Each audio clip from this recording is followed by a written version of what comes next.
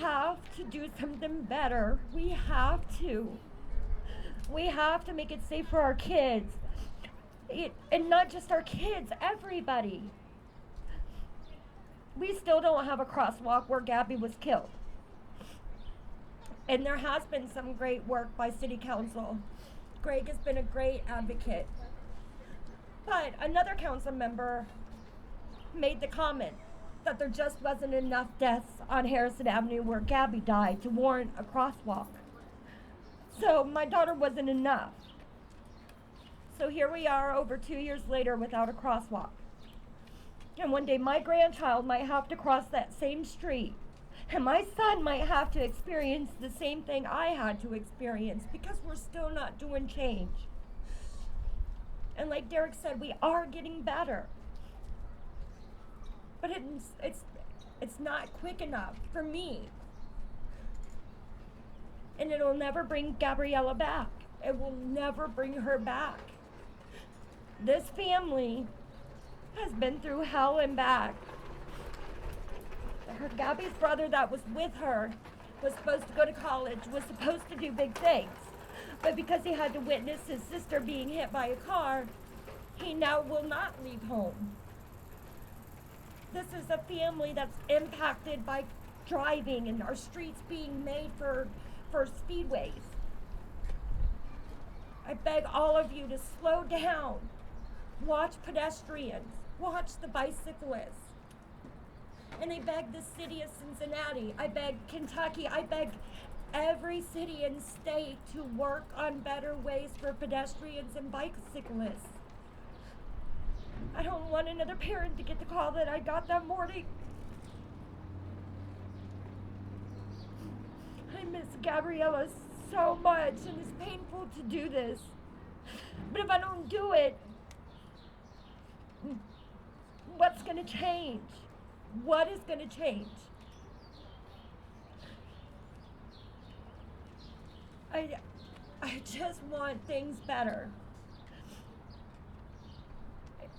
And one person that is, as I said, stuck by my side is Derek, and he's trying to make things better, and I'm so grateful for that. But it takes more than one person, and it takes all of us too. I was a guilty person that sped in a car until I lost my daughter.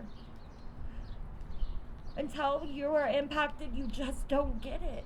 You just don't. I thank every one of you for your time. The support has been amazing these past 2 years. The best support you can give me is by slowing down. Watching our pedestrians, watching the cyclists, letting them progress on the road the way you want to progress to your home or your job. Leave 10 minutes early. And a last quick note, the other thing that I hope we can focus on.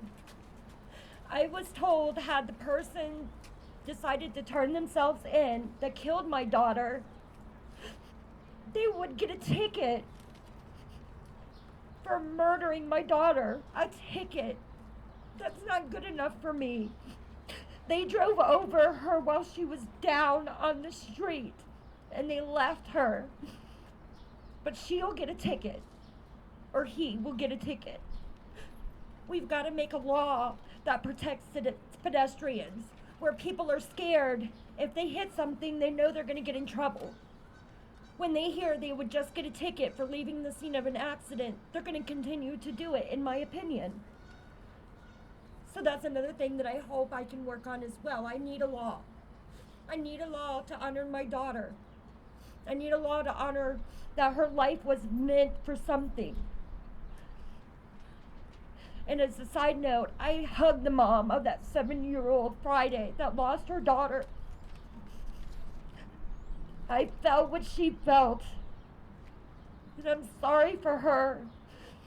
And Charisse, I hope you're with Gabby having fun up there. Please slow down. Thank you.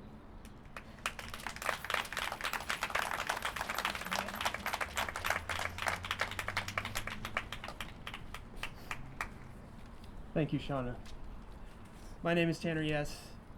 I want to thank you and your family for coming, sharing your story, your vulnerability, and your strength in what you're doing for advocating for a safer region for everyone. Thank you.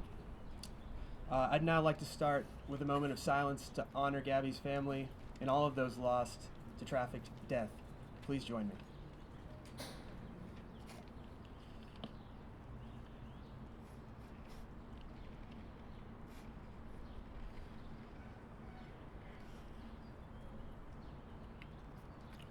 Thank you. We're going to begin recognizing and honoring those lost in 2020 with a reading of their names. I'm going to start with Owen Turner, who was killed in a car crash while walking along Ohio 125 in Pierce Township. He was 25 years old.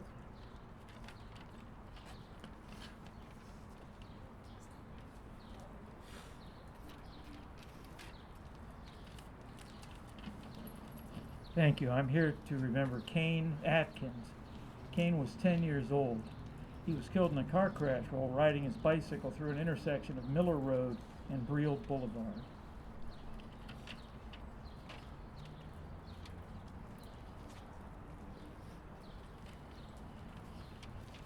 Here to remember Donna Pringle, who was killed in a car crash while crossing Lynch Street in a crosswalk in the West End.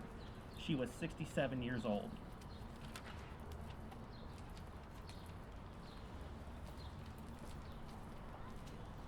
Remembering Mary Ann Rappion, who was killed in a car crash while crossing Byberry Road in Fairfield.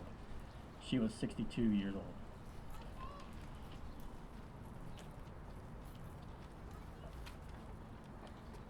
Kenneth Hooper was killed in a car crash while crossing on a pedestrian walkway on West 8th Street in the West End. He was 63 years old.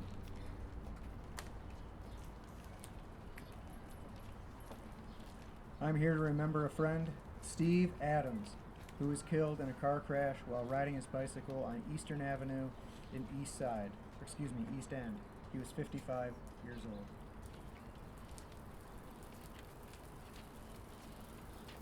Hi.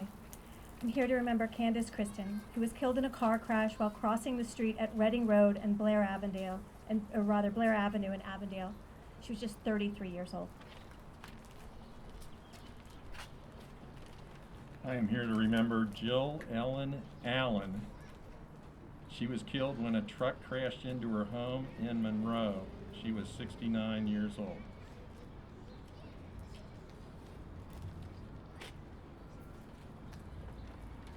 I'm here to remember Ricky Lee York, who was killed in a car crash at Elberon Avenue and East Phillips Avenue and East Price Hill. He was 59 years old.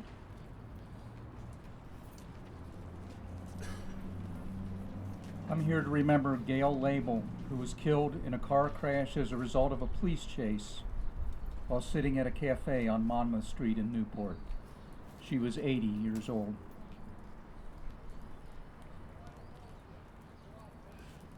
I'm here to honor the life of Christina Schwab. She was killed in a car crash while walking on Cabor Street in Oakley. She was 64 years old.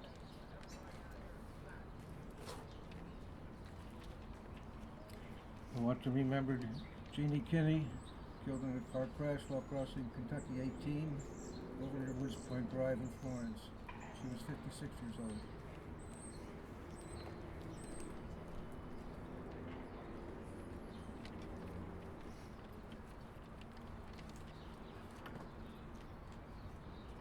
Ray Label was killed in a car crash as a result of a police chase while sitting at a cafe on Monmouth Street here in Newport.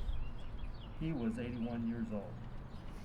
And if I can just take a moment, I'll introduce myself. I'm State Representative Buddy Wheatley. We also have State Representative Rachel Roberts here today, and this is an issue very near and dear to my heart.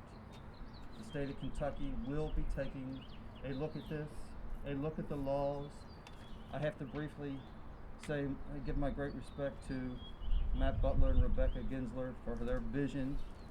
And this is something that means a lot to me. V0, Vision Zero.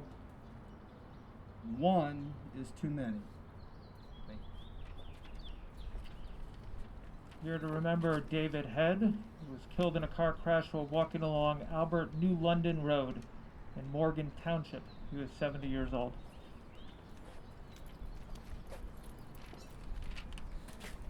We remember Tony Bryant, who was killed in a car crash while crossing the street in front of her house along Deerdorf Road in Franklin Township. She was 78 years old.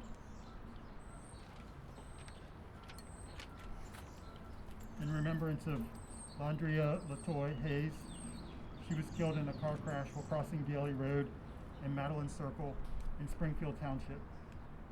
She was 42 years old. We remember Ronald Bardo, killed in a car crash while walking on the sidewalk on Harrison Avenue in South Fairmont. He was 66 years old.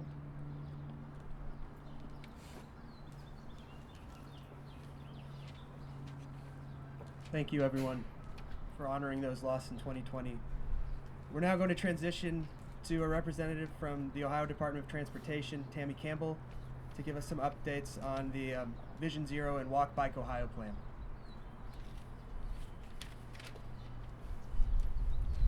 Thank you, Tanner, and thank you everyone for inviting me to participate. Even just one name on that list is one too many, and it's a reminder that each person that drives, bikes, or walks on our roadways is a life.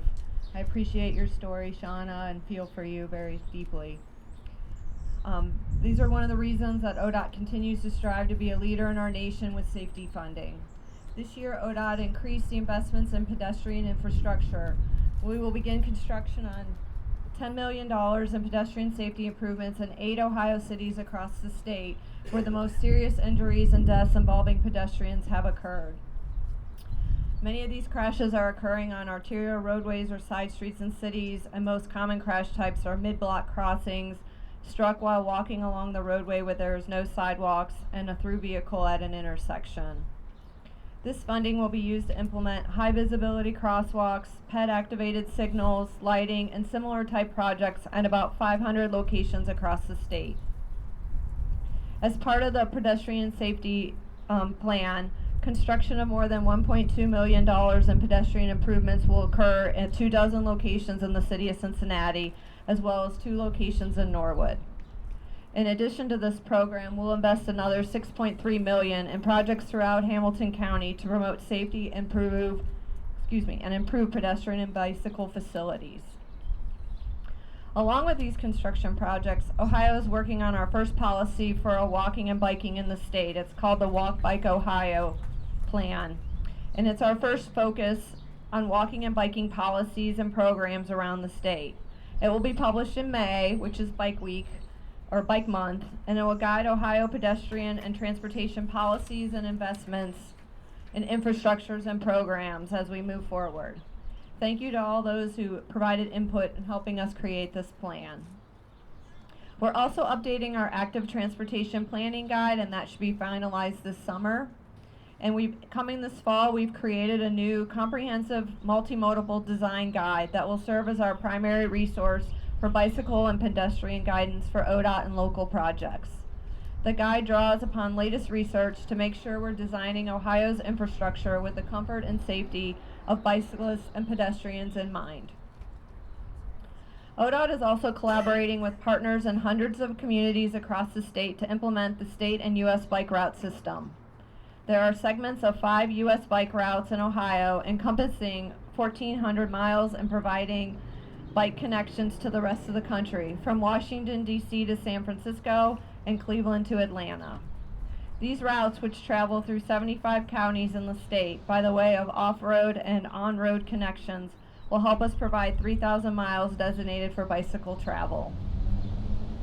ODOT looks forward to working with our local partners to continue these initiatives. Please remember that distracted driving is 100% preventable. Please put down the distractions and just drive. Just drive. And hopefully we can get to the goal of 0 deaths. Next up is Jason Swilla, the State Highway Transportation Engineer for Kentucky Transportation Cabinet.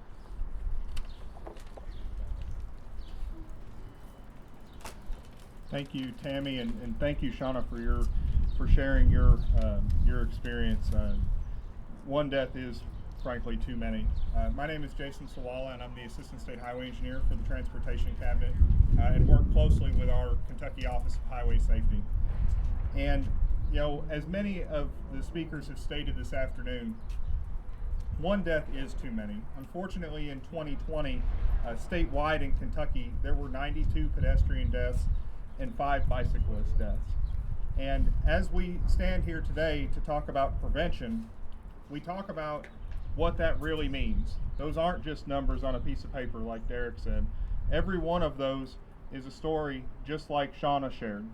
And every one of those folks had families, they had friends, co-workers, they were a part of a community just like this one, just like these that we're here talking about today. Like I said, those aren't just numbers, they're people. And so when we look at opportunities moving forward to prevent those types of events, things like this, like we're here talking about today, are really important to raise awareness, to raise focus. It's all about people. It's all about our communities. One of the things I wanted to share is that in our Kentucky Strategic Highway Safety Plan, one of our 6 emphasis areas is vulnerable road users. And you heard several people mention that term today. Vulnerable road users in Kentucky does encompass both pedestrians and bicyclists, and also other people who are using the transportation system not in traditional vehicles, such as scooter riders that you've seen going by here, and also motorcyclists. Each emphasis area in our plan has a task force, and so we have a task force for vulnerable road users that's kicking off in Kentucky, and they're developing an action plan that will document steps that we can take, not only here in northern Kentucky or in Cincinnati, but all across the Commonwealth of Kentucky, to look at what we can do to prevent these types of crashes and these types of effects to our families and our communities. One of the things that I definitely want to share